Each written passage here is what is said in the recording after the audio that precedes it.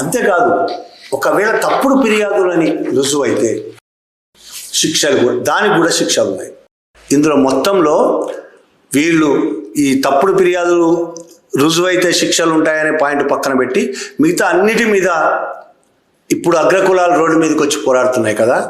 అసలు ఇప్పుడు పోరాడాల్సింది వెనకబడిన కులాలు, వెనకబడిన వర్గాలు. ఈ తప్పుడు ఫిర్యాదులపై కూడా శిక్షలు ఉన్నాయనే మాట ఉంది చూసావా. అసలు అది జరిగేది అదే ప్రతిదాన్ని.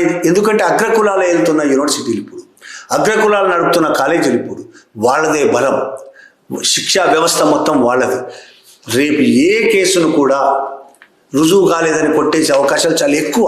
దాని మీద పోరాడాల్సిన అవసరం ఉంది. మిగతా ఏవైతే రెగ్యులేషన్స్ పెట్టాయో వాటిని కాపాడుకోవడం కోసం కూడా ఇప్పుడు వెనకబడిన తరగతులు, కులాలు పోరాడాల్సిన అవసరం. ఈ రెగ్యులేషన్స్ అన్నీ డీమ్డ్ యూనివర్సిటీలకు కూడా వర్తిస్తాయి, సెంట్రల్, స్టేట్ అన్ని యూనివర్సిటీలు, కాలేజీలకు అన్నిటికీ వర్తిస్తాయి.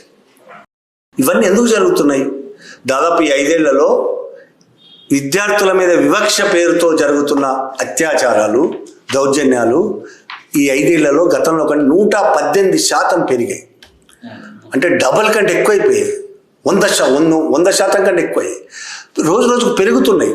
రోహిత్ వేముల లాంటి హత్యలు చూసాం.